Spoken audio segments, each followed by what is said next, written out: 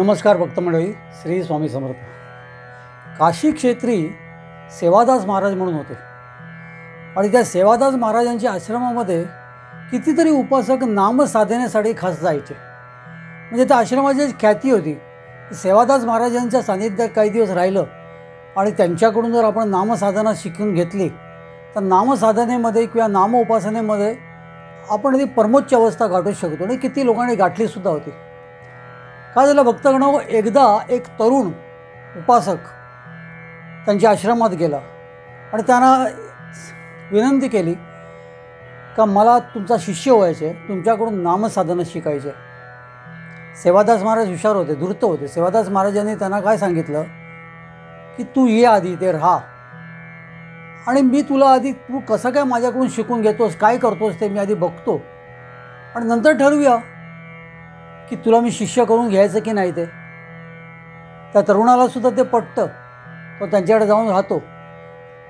काही दिवसाच्या उपासनेनंतर सेवादास महाराज त्याला एक दिवशी असं सांगतात की मी तर आज नाही आहे आपल्या आश्रमातल्या झोपडीमध्ये, पण तुला एक साधना देऊन जातो, तुला एक उपासना देऊन जातो, ती तू करत राहायचं अगदी मी येईस्तोवर. मी संध्याकाळी येईन आणि पाहीन तुझी किती प्रगती झालेली आहे नामसाधनेमध्ये आणि त्यानुसार मी तुला माझा शिष्य करून घेईन. सेवादास महाराज काय करतात, सेवादास महाराज त्याच्यासमोर एक रामाचा फोटो ठेवतात आणि रामाच्या फोटोकडे तिथे तू बस निवांत, एकरूप हो रामाशी आणि राम राम राम राम असा जप करत राहा. भक्तगण, तो बसतो. सेवादास त्याला जसं सांगतात त्या पद्धतीने तो रामाच्या समोर बसतो आणि सुरुवात करतो आपल्या जपाची. सेवादास महाराज तिथे पाहत असतात ह्याच्या जपाची सुरुवात कशी होते ते.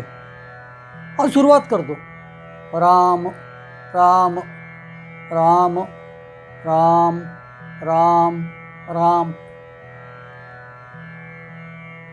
तसा हा एकरूप होतो. तसं सेवादास महाराज आपल्या कामाला तिथून निघून जातात आणि निघून जातात आणि कुठेतरी अर्ध्या रस्त्यावरती त्यांना कळतं काहीतरी गडबड आहे, काहीतरी गोंधळ आहे. म्हणून ते पुन्हा त्यांच्या आश्रमातल्या झोपडीकडे येतात आणि येत असताना त्यांना तिथेच बाहेरच ऐकू येतं की हा जो मुलगा जो असतो, हा जो तरुण असतो, यांनी त्या जपाचा पार अगदी बट्ट्याबोळ केलेला आहे. भक्तगणो, ते जेव्हा त्या झोपडीकडे जातात तेव्हा त्यांना रामाच्या ऐवजी मरा मरा मरा मरा मरा हे ऐकू येत. झालं असं असतं की जसे ते सेवादास महाराज बाहेर जातात तसं ह्या तरुणाला आपली साधना किंवा आपली जपोपासना ही कशी होते यापेक्षा त्याला जास्ती भ्रांत अशी असते की किती होते. कारण जास्तीत जास्ती होणं त्याला जरा खूप महत्त्वाचं वाटतं आणि मग तो गडबडीमध्ये जातो आणि त्याला फक्त एकच कळत असतं की आपली जास्तीत जास्त रामाचं नाम आज आपण सबंध दिवसामध्ये घेतलं पाहिजे की जेणेकरून सेवादास महाराज जेव्हा येतील आपल्याकडे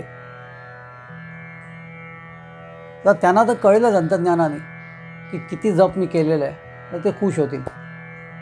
पण होतं उलटंच. तो घाई करतो, संख्येच्या पाठी असतो तो आणि ती संख्याच्या पाठी जाता जाता तो जे नेमका काय करत असतो ते सगळं चुकतं, त्याचं अगदी उलटं होऊन जातं. सेवादास महाराज येतात, दारात उभे राहतात आणि आपल्या कपाळाला हात लावून घेतात. अरे, तुला मी रामाची उपासना सांगितली होती, रामाचं नाम जप कर सांगितलं होतं आणि तुझं चाललंय काय मरा मरा. रामाचा फोटो समोर ठेवून तू मरा मरा कोणाला बोलतोस मरा. ते झोपेत पाऊल टाकतात आणि त्या पोराच्या गांडफडात एक मारतात. तो पोरगा एकदम गडबडतो आणि उभा राहतो. काय झालं महाराज, का मारलं मला, माझ्याकडून काय चुकलं का. अरे म्हणे, नालायका, चुकलं का विचारतोस. तुला मी नाम साधना करायला सांगितली होती, साधनेचा अर्थ तरी तुला कळतो का. ते काहीच म्हणत नाहीत. फक्त आपले तिथे जाऊन ते बसतात शांततेपणे आणि या मुलाला सुद्धा त्यांच्या समोर जाण्याची अशी तशी हिंमत होत नाही. त्यामुळे तो सुद्धा एका बाजूला बसतो. तो विचार करतो की जेव्हा आपले गुरुदेव शांत होतील तेव्हा आपण त्यांना विचारूया नेमकं काय झालं ते. तेवढ्यात जेवणाची वेळ होते. जेवणाची पानं वाढली जातात. या पोराच्या बरोबरीत इतर जे काही सेवादास महाराजांचे जे शिष्य असतात ते सुद्धा बसलेले असतात. सेवादास महाराजसुद्धा आपलं जे आसन आहे ते ग्रहण करतात आणि एक गोष्ट सगळ्या शिष्यांना सांगतात, यथेच्छ आणि पोटभर जेवायचे आज. यथेच्छ आणि पोटभर करा सुरुवात. इथे सुद्धा हा पोरगा तीच गडबड करतो भक्तगो. हा पोरगा काय करतो की यथेच्छ आणि पोटभरीचा अर्थच त्याला नेमका कळत नाही. त्याला म्हणतं त्याला असं वाटतं की यथेच्छ आणि पोटभर म्हणजे आपण भरपूर जेवायला पाहिजे. जी काही ती जेवणाची वेळ असते त्याच्यामध्ये तो एकसारखा भात तो घेतो, चपात्या घेतो, भात घेतो, चपात्या घेतो आणि विनाकारण तो आपलं पोट भरपूर भरतो.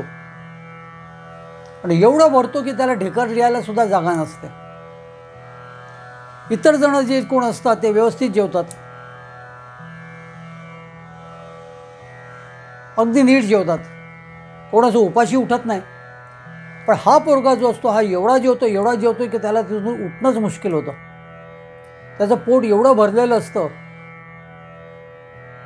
की त्याला आता एक गोष्ट कळत असते की आता ते अन्न जे आपण ग्रहण केलेलं आहे ते पचणार तर नाहीच नाही, पण आता इथे बसल्या ठिकाणी मला उलटी येते की असं त्याला वाटत असतं. सेवादास महाराज सगळ्यांना सांगतात की तुम्ही आपापल्या ठिकाणी जा, निघा, हात वगैरे धुवा आणि जाऊन विश्रांती करा. हा पोरगा मात्र विश्रांती करायला तो झोपत नाही. तो तिथे जाऊन आसनावरती बसलेलाच असतो. पुन्हा थोड्या वेळाने उठतो, पुन्हा बसतो, पुन्हा थोड्या वेळाने उठतो, पुन्हा बसतो. तेव्हा सेवादास महाराज त्याकडे जातात आणि विचारतात, काय झालं काय, एवढा तू बेचैन काय आहेस? तेव्हा तो सांगतो, महाराज तुम्ही सांगितलं पोटभर जेवा. मग मी एवढा जेवलो की आता मला अस्वस्थ वाटते. मला काही कळत नाही की नेमकं माझ्याकडे काय होतं, माझ्या पोटात दुखेल काही वेळाने, मला उलट्या येतील. तेव्हा सेवादास महाराज त्याला सांगतात, हे बा अरे यथेच्छ आणि पोटभर म्हणजे कुठलीही कमी न सोडता, पण जेवणात तर यथेच्छचा अर्थ तू कळला नाही तुला. पानामध्ये जे काय होतं, भाजी, आमटी, लोणचं, पापड, हे आपण खात असताना प्रत्येक घासाला आपल्याला कळायला पाहिजे की आपण काय खातोय. भाताची चव, पापडाची चव, लोणच्याची चव, भाजीची चव ही आपण जाणवली पाहिजे. आपण जेव्हा घेतो, तुला ते तसं काय जाणवलंच का तू? बोलतो नाही महाराज, कसं जाणवणार, मला फक्त पोट भरायचं होतं लवकरात लवकर. अरे गाढवा म्हणे, तीच चूक तू तुझ्या जपात केलीस. तुला मी जप दिली, जपाची साधना दिली आणि तू नेमकं केलंस काय? तू संख्या गाठायला गेलास आणि संख्या गाठत असताना तुझी परिस्थिती अशी झाली की राम राम राम रामच्या ऐवजी मी जेव्हा आलो तेव्हा मला ऐकायला येत होतं की रामाच्या पुढे तू बसलायस आणि मरा मरा मरा मरा. कोणाला मरा सांगतोयस? रामाला. अरे लगेच त्या भक्तांनी कान पकडले आणि सेवादास महाराजांची क्षमा मागितली. भक्तगण, हा पोरगा पुढे सेवादास महाराजांच्या आश्रमामध्ये एक मोठा साधक बनला. त्यानंतर त्यांनी कुठलीच काही चूक केली नाही. नामसाधनेमुळे तर तो इतका निपुण झाला की सेवादास महाराजांच्या आश्रमामध्ये सेवादास महाराजांच्या समाधीनंतर ह्या तरुणांनी इतरांना नामसाधना शिकवली. भक्तगण, काहीसा असाच विषय श्रींचे नाम कसे घ्यावे, कसे जपावे, कसे बोलावे या विषयावरती आज आपण बोलणार आहोत. श्री स्वामीराज माऊलीच्या यूट्यूब चॅनलमध्ये मी मिलिंद पिळगावकर तुम्हा सर्वांचं स्वागत करतो. आणि आज एक नवीन असा एक वेगळाच विषय आपण घेऊन आलेलो आहोत. श्री स्वामी समर्थ हे नाम आपण सर्व स्वामी भक्त अगदी नियमित जपत असतो, नामस्मरण करत असतो. अगदीच काही नाही तर सकाळी उठल्यावरती एकदा तरी हात जोडून श्री स्वामी समर्थ बोलत असतो. सेवेकरी वर्ग तर एकमेकाशी बोलत असताना किंवा बोलण्याला सुरुवात करत असताना श्री स्वामी समर्थ म्हटल्याशिवाय त्यांचं पुढचं काहीच गोष्टीला सुरुवात होत नाही. भक्तगण आपण लिहित असताना सुद्धा वरती श्री स्वामी समर्थ लिहितो आणि त्याच्यानंतर खाली सगळं जे काय आपल्याला लिहाय पत्र म्हणा किंवा काय म्हणा ते वरती श्री स्वामी समर्थ आधी आपण लिहितो. पण हे लिखाण कसं नेमकं करायचं किंवा श्री स्वामी महाराजांचं नाव कसं घ्यायचं किंवा आपण जपत असताना श्री स्वामी महाराजांचं नाव कसं जपायचं हा विषय घेऊन आज आपण इथे आलेलो आहोत. आपण सुरुवात करूया. पहिलं भक्तगण आपण असा विचार करू की आपण बोलायचं कसं. आपण कितीतरी जण आपण स्वामी महाराजांचा समजा एखादा दुसरा स्वामी भक्त आपल्याला भेटला का आपण उगाचच चघळतो ते नाव. म्हणजे उदाहरणार्थ श्री स्वामी समर्थ. काय करताय तुम्ही? हा श्री इतक्या लांब का खेचताय? किंवा श्री स्वामी समर्थ. आता ते श्री आणि स्वामी समर्थामध्ये स्पेस कशाला, त्याच्यामध्ये अंतर कशाला देत आहेत? भक्तगण हो, श्री स्वामी समर्थ हा एकच शब्द आहे. श्रीराम समर्थ, श्रीकृष्ण, श्री हनुमंत इथे आपण श्री वेगळा करतो का? कारण श्री हा मुळात जेव्हा वेगळा होतो, म्हणजे उदाहरणार्थ मी माझं नाव घेतो श्री मिलिंद पिळगावकर, तर हा श्री मिलिंद पिळगावकर मधला हा जो श्री आहे हा श्रीमान किंवा श्रीयुतचं एक शॉर्ट फॉर्म आहे. म्हणूनच त्याच्या पुढे आपला डॉट येतो, टिंब येतं. श्री टिंब स्पेस मिलिंद पिळगावकर. आपण जेव्हा हा वेगळा श्री लिहितो तेव्हा आपल्याला काय असं म्हणायचं असतं का की श्रीमान स्वामी समर्थ किंवा श्रीयुत स्वामी समर्थ? नाही. म्हणूनच भक्तगण हो, श्री स्वामी हा एक शब्द आहे. श्री स्वामीला मध्ये श्री आणि स्वामी समर्थ किंवा श्री आणि स्वामी याच्यामध्ये स्पेस किंवा अंतर ठेवणं हे फार चुकीचं आहे. भक्तगण, आपण काय करतो, आपण बोलत असताना तसंच बोलतो किंवा उगाचच अगदी म्हणजे कुठलंही कारण नसताना श्री स्वामी समर्थ म्हणजे आपल्याला असं काहीतरी असं वाटतं की आपण हा शब्द आतमध्ये घेतलेला अगदी अंतःकरणापासून बोलतोय. पण जे चुकीचं ठरतं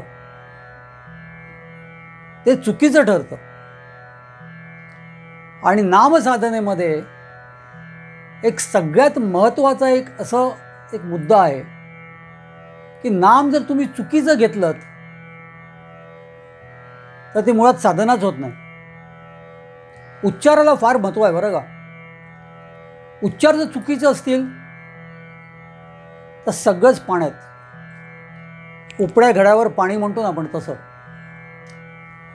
म्हणूनच प्रत्येक वेळेला आपण जेव्हा देवाचं नाव घेतो तेव्हा आपले उच्चार अगदी बरोबर असायला पाहिजेत.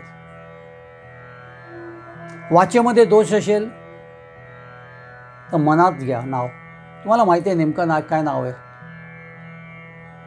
त्याला मोठ्याने नाही बोललात तरी चालेल. पण जर तुम्ही त्याचा उच्चार जर करत असाल, तुम्ही जर ते बोलत असाल तर ते योग्य आणि योग्यच यायला पाहिजे. हा एक फार महत्त्वाचा मुद्दा आहे. त्याच्यामुळे श्री स्वामी समर्थ जेव्हा आपण बोलतो त्यावेळेला ते एकत्रच यायला पाहिजे, त्याच्यामध्ये अंतर चालतच नाही. श्री स्वामी समर्थ असंच बोला, श्री स्वामी समर्थ नको, किंवा श्री स्वामी समर्थ असं पण नको. भक्तगणो, आता आपण येऊयात हेच नाम आपण जेव्हा लिहितो तेव्हा ते नाव कसं लिहावे. आता मी तुम्हाला सांगितल्यानुसार तुम्हाला कळलेलंच असेल की त्याच्यामध्ये आपल्याला अंतर किंवा स्पेस न देता श्री स्वामी समर्थ एकत्र द्यायला योग्य आहे. पण हेच नाव जेव्हा तुम्ही इंग्लिशमध्ये लिहिता तेव्हा कसं लिहाल? श्री स्वामी समर्थ एकत्र एकत्र लिहायचे हे तर आपल्याला आतापर्यंत कळलंच असेल, पण ते एकत्र लिहिण्याच्या पाठीसुद्धा काहीतरी आपण डोक्याने विचार करून लिहायला पाहिजे. भक्तगणो, ही ज्यांची भाषा आहे ते इंग्रज लोक जेव्हा त्यांच्या देवाला संबोधतात त्यांच्या भाषेत, म्हणजे अगदी व्यवस्थित इंग्रजीमध्ये जेव्हा ते गॉड असं लिहितात, सुरुवात असेल तर तो जी कॅपिटल असायला पाहिजे हे काय वेगळं सांगायची गरज नाही, पण कुठेतरी हा शब्द मध्ये आला, ग्रेस्ड बाय द गॉड, तेव्हा हा जी कॅपिटलच असतो. आणि एवढंच नव्हे तर त्याच्यानंतर सुद्धा त्या देवाला जर संबोधायचं असेल तेव्हा ही, शी आणि इट हे जे शब्द असतात हे सुद्धा कॅपिटल असतात. म्हणजे उदाहरण जर बोलायचं झालं तर I am blessed by the god, I am at this stage because of him. हा हिम हा शेवटचा शब्द जरी असला तरी त्याचा एच हा कॅपिटलच केला जातो. Nevertheless he always cared for me, इथे सुद्धा ही येतो आणि कुठेतरी मध्ये येतो हा शब्द.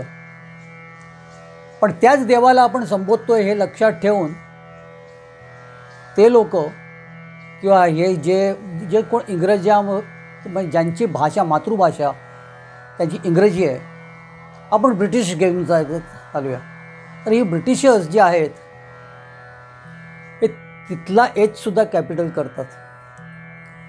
त्यांनी निर्माण केलेली भाषा त्यांची भाषेमध्ये ते व्याकरण बाजूला ठेवतात. देवाचा जिथे संबंध येतो तिथे, जिथे देव आला तिथे सगळं बाजूला, व्याकरणसुद्धा बाजूला, व्याकरणाचे कायदे तिथे नाहीत. मग तेच इंग्रजी आपण लिहित असताना आपण कशाला व्याकरण पाळायचं?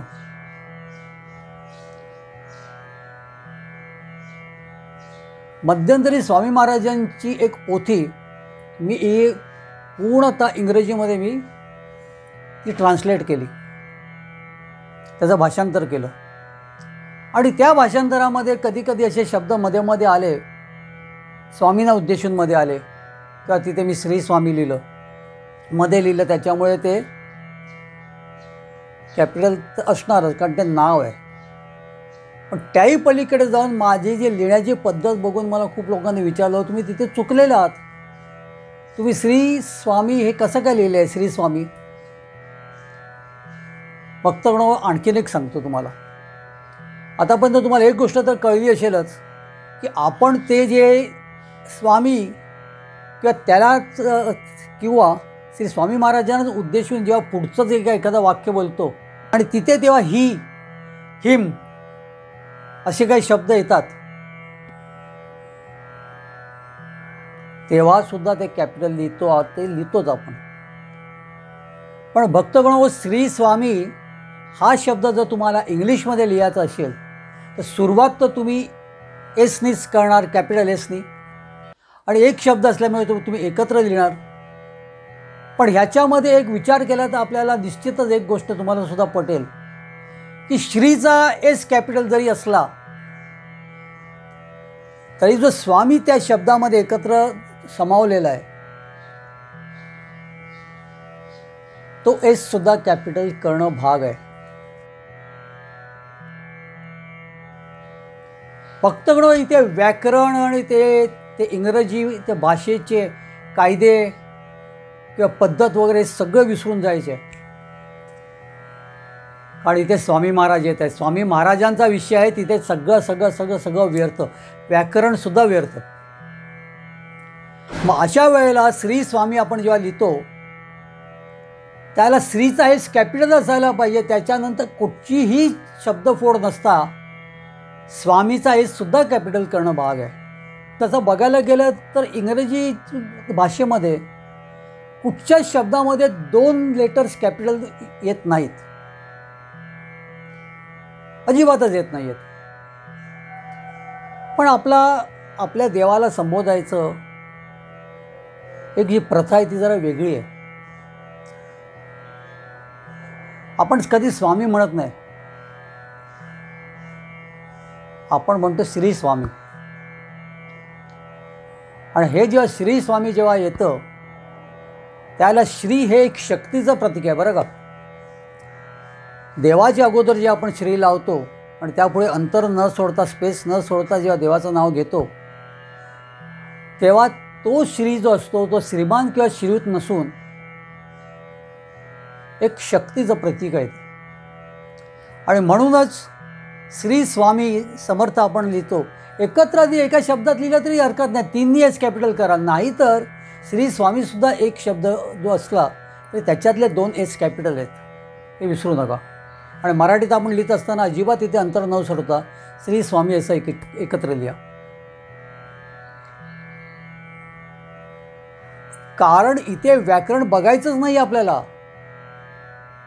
इथे आपल्याला बघायचं आणि आपल्याला भान फक्त एकाच गोष्टीचं ठेवायचं आहे की आपण आपल्या देवाचं, आपण आपल्या दैवताचं नाव लिहितोय.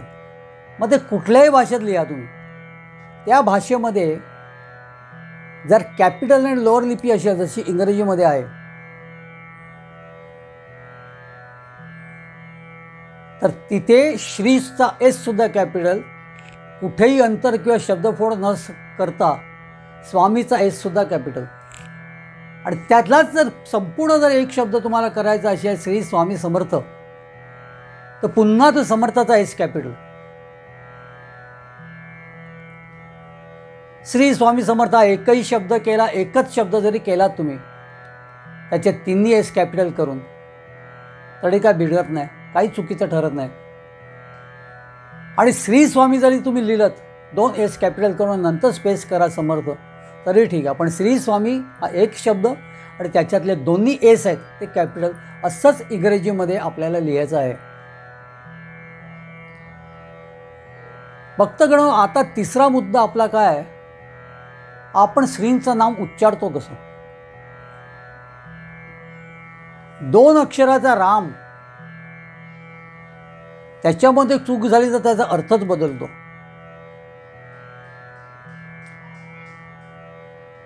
रामाचा मरा झाला की नाही. तसंच श्री स्वामी समर्थ जे आहे हे सुद्धा अगदी मनसोक्त आणि प्रत्येक, जसं आपण जेवत असताना सेवादास महाराजांनी आपल्या शिष्यांना विचारलं आज तुम्ही काय जेवलात. सगळ्यांनी सांगितलं हो, पण तो नवीन आलेला तरुण होता त्याला सांगता आलं नाही. कारण तो जेवलाच कुठे, त्यांनी फक्त आपलं उदर भरला, पोट भरलं. आणि गच्च पोट भरायचे तेवढंच त्याला माहिती होतं. जसं भरपूर जप करायचं, भरपूर संख्येमध्ये जप करायचं होतं म्हणून तो रामाचा मरा झाला त्याचा. भक्तगण, इथे सुद्धा आपल्याला याच गोष्टीकडे लक्ष द्यायचे. आपण जेव्हा जपाला बसतो किंवा आपण आपल्या नामसाधनेला बसतो किंवा आपण नामस्मरणाला बसतो तेव्हा आपण नेमकं करतो काय. श्री स्वामी समर्थ, श्री स्वामी समर्थ, श्री स्वामी समर्थ. आता हे श्री स्वामी समर्थच्या नंतर श्वास सोडायला पाहिजे. प्रत्येक श्वासाला जर तुम्ही जप करत असाल तर एकाला करा, दुसऱ्याला शांत राहा, थोडं स्पेस द्या. कारण जप तुम्ही किती करता याच्यापेक्षा महत्त्वाचं काय तुम्ही तो कसा करता. घेतलेलं प्रत्येक नाम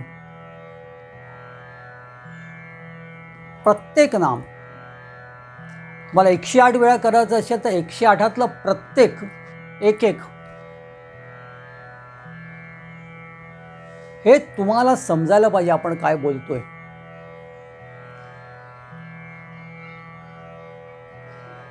स्वामी महाराजांशी एक रूप व्हा आणि श्री स्वामी समर्थ, श्री स्वामी समर्थ, श्री स्वामी समर्थ, श्री स्वामी समर्थ हा जप बरोबर आहे. पण तोच जर तुम्हाला ती एक माळ लवकर लवकर काय, कारण आपला संकल्पच आपण कसा केलेला असतो, दिवसाला 11 माळी मी करीन किंवा मी 100 माळा करीन, ह्याच्यामध्ये ती घाई होते. संख्या आल्यावरती तुम्हाला असं वाटतं की संख्या लवकरात लवकर पूर्ण व्हावी. तुम्हाला वाटणारच नाही आपण जेवत असतो त्याच्यातला काय काय जिन्नस आपण किती चव घेऊन खातोय ते. तसंच जपसुद्धा चव घेऊन करायला पाहिजे. आपण जेव्हा बोलतो श्री स्वामी समर्थ, त्याला श्री स्वामी समर्थ हे सगळी अक्षरं आपण अशी हृदयात साठवली पाहिजेत. आणि ती हृदयात साठवण्यासाठी तिथे आपलं लक्ष पाहिजे मुळात. पण तेच समजा त्या तरुणासारखं आपण केलं, सुरुवात तर आपण अशी करतो, श्री स्वामी समर्थ, श्री स्वामी समर्थ, श्री स्वामी समर्थ, श्री स्वामी समर्थ, श्री स्वामी समर्थ, श्री स्वामी समर्थ, असं करता करता करता करता आपले उच्चार वेगळेच काहीतरी होतं. मी आता हल्लीच एकाला जप करताना बघितला, त्याचं श्री कुठे गेलं आणि समर्थ कुठे गेलं, थ कुठे गेला तेच कळलं नाही. कारण पूर्णतः त्या संख्येकडे त्याचं लक्ष होतं आणि त्या माळीतला एक एक मणी इतका तो पटापट मागे घेत होता. आणि एकदाच्या 11 माळा झाल्या, हा जो त्याच्या जो तोंडावरचा जो संतोष होता आणि त्याला काहीतरी असं वाटत होतं की आपण मोठी काहीतरी साधना केली. अरे तुला सांगितल्याच कोणी 11 माळा जपायला? 11 माळा जपू नकोस, नामसाधना कर. आणि ती नामसाधनेमध्ये कधीही 11 किंवा 21 किंवा वगैरे ही साधनेला ही कधीही संख्या येत नाही. हे आपणच संकल्प सोडलेला असतो की मी रोज 11 माळा करणार, की मी 21 माळा करणार. हा आपण जो केलेला जो संकल्प जो असतो तोच आपल्याला चुकीच्या दिशेने घेऊन जात असतो. संकल्प करा, संकल्प करणं काहीच वाईट नाही आहे, पण संकल्पावरती तुमचा विश्वास पाहिजे, संकल्पावरती तुमची निष्ठा पाहिजे. आणि जेव्हा विश्वास आणि निष्ठा आणि तुमचा आत्मविश्वाससुद्धा असतो ना, त्यावेळेला तुम्ही कधीच घाई करत नाही. त्याला प्रत्येक शब्द, जसं पानातलं प्रत्येक जिन्नस आपण चव घेऊन आपण तोंडात घातलं तर आपल्याला कळतं की ह्या घासामध्ये आपल्या पापड आहे, ह्या घासामध्ये आपल्या लोणचं आहे, ह्या घासामध्ये आपली भाजी आहे. पण ती भाजी कसली आहे ते सुद्धा आपल्याला माहिती असतं, कारण आपण ते चव घेऊन खात असतो. आपल्याला त्या नवीन आलेल्या तरुणासारखा करायचं नाही आहे. त्या तरुणाला फक्त पोट भरायचं होतं, कारण त्याला समजलंच नाही आपल्या गुरूंनी काय आपल्याला नेमकं सांगितलेलं आहे. त्यालाच वाटलं पोट भरून खावं, म्हणजे पोट एकदा जर लवकरात लवकर भरा. म्हणूनच भक्तगणो, एक गोष्ट लक्षात ठेवा, तुमचं आराध्य दैवत कुठलंही असू द्या. आता आपण स्वामी महाराजांच्या बद्दल बोलतोय, पण ते कुठलंही असू द्या, रामाचा मरा होऊ देऊ नका. हा प्रत्येक शब्द जो आहे आणि त्या शब्दातलं प्रत्येक अक्षर जे आहे ते आपल्या मेंदू वाटे हृदयात साचवा. राम राम राम असंच तुमचा जप होऊ द्या. श्री स्वामी समर्थ, श्री स्वामी समर्थ, श्री स्वामी समर्थ. एका श्वासात नाम घ्या, एक श्वासामध्ये शांत राहा, त्याला स्पेस द्या. आणि अशा पद्धतीने तुम्ही जर नाम घेतलं, मग त्याची संख्या नको. मी म्हणतो तुम्ही उगाच त्याची जपाचा संकल्प करून जप कशाला करायचा? जप करणं चुकीचं नाही आहे, पण जप जेव्हा आपण करतो तेव्हा उगाच आपण कुठले तरी माळ घेऊन नुसते जपत राहतो, अशातला भाग नसतो तो. आपण जपाचा संकल्प सोडलेला असतो की मी अमुक एक संख्या जपाची पूर्ण करीन. हा संकल्प जेव्हा असतो तेव्हा जप येतो. पण नामसाधना किंवा याचे नामस्मरण ज्याला आपण म्हणतो, ज्यावेळेला त्या नामाचं आपल्याला नुसतं स्मरणच करायचं असतं, त्यावेळेला संख्या नसते आणि आपण ते कुठेही करू शकतो. आपण ते कुठेही करू शकतो, अगदी देवळात करू शकतो, मठात करू शकतो, आपल्या घरी करू शकतो, किंवा शौचालयात बसल्या बसल्या आपण सुद्धा नामसाधना करू शकतो. नामस्मरणाची, जपाची म्हणत नाही मी तुम्हाला, नामस्मरणाची. पण जे काय तुम्ही कराल, कुठेही कराल, कसंही कराल, त्या नामाचा उच्चार मेंदू वाटे हृदयात साठवू द्या. आणि मेंदूवाटे जेव्हा तुम्ही नामस्मरण करता म्हणजे तुमचं जिथे तिथे बरोबर तुमच्या प्रत्येक नामातल्या प्रत्येक अक्षराकडे जर तुमचं लक्ष असेल तर असंच घेतलेलं नाम जे आहे ते तुमच्या हृदयात साचतं.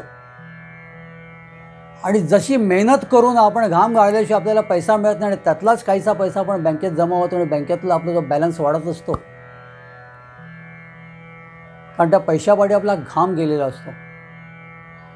आपल्याला माहिती असतं आपण ते कसं कमवलेलं आहे. एक 100 रुपये कमवलेले असतात आपण पण ते 100 रुपयामध्ये आपला प्रत्येक सेकंद कसा गेलेला असतो तो आपल्याला माहिती असतो.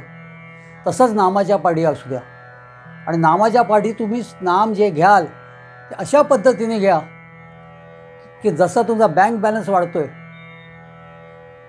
तसं तुमच्या हृदयात ते नामसुद्धा वाढत राहू. त्याचा बॅलन्स आहे तो नेहमी याची जास्तीत जास्ती होत राहू. कारण नामसाधना ही एकच अशी साधना आहे की त्याला दुसरा पर्याय नाही आहे. भक्तगण, आज श्री स्वामी समर्थ महाराजांचं नाव कसं घ्यावं, कसं लिहावं, मी फक्त मराठीपर्यंत थांबलेलो नाही आहे. मी ते पुन्हा इंग्लिशमध्ये सुद्धा व्यवस्थित सांगितलेलं आहे. कारण इंग्लिशमध्ये आपण लिहित असताना व्याकरण वगैरे सगळं बाजूला सोडून श्री स्वामी समर्थ व्यवस्थित लिहिलं पाहिजे.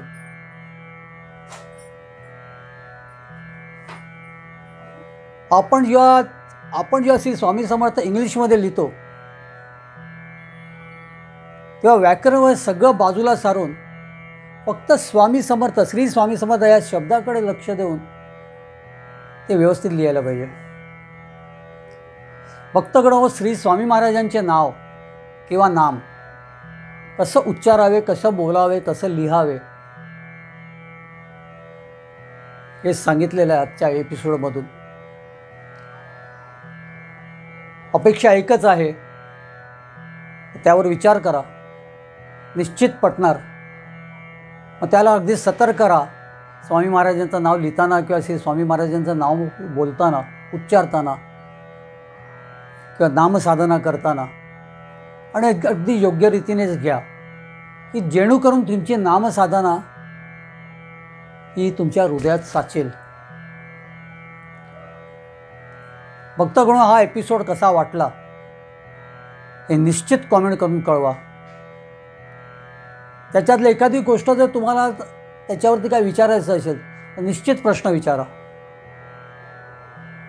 स्वामीराज माऊली या यूट्यूब चॅनलमध्ये तुमच्या आलेल्या प्रत्येक कॉमेंट्सना आपण उत्तरं देत असतो, त्याची दखल घेत असतो.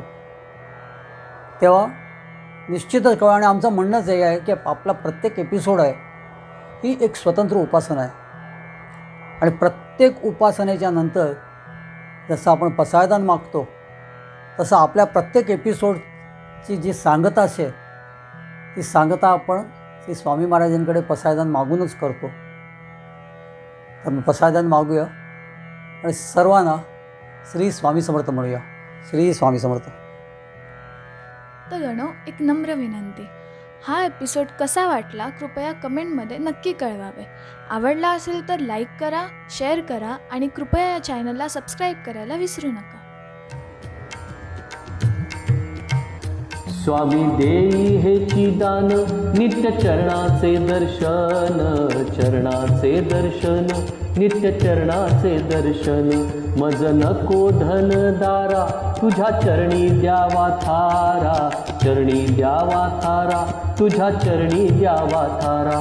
मज ठेवावे भिकारी, सुखे करीन चाकरी, सुखे करीन चाकरी.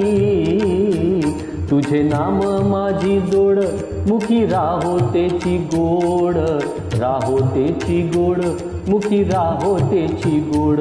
स्वामी देई हेची दान, नित्य चरणाचे दर्शन, चरणाचे दर्शन, नित्य चरणाचे दर्शन. तुझ्या चरणी माझा माथा, ऐसे करी दीनानाथा, ऐसे करी दीनानाथा.